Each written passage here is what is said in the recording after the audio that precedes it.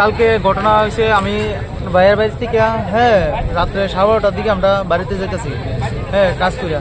তো যাওয়ার পথে আর একজন রমজান কইরা ছেলে দুজন আর রমজান কইরা একজন ছেলে, তারা দুইজনে আমার রাস্তা আটকাইছে সেটা কই থেকে আইসি কিতা করছি সেটা সর মারছে, সর মাইরা লামসি পরে আমারে আঘাত করছে।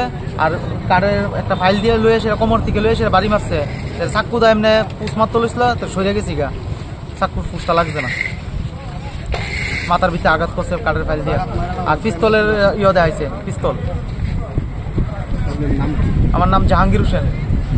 কে আপনার জুটন দাস আর হচ্ছে রমজান মিয়া। উনি কি করে এলাকায় কি করে?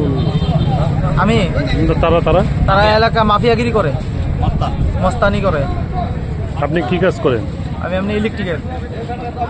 তাহলে আপনি কটার সময় ঘটনা? ওই তো 12:30 নাগাদ ঘটনা।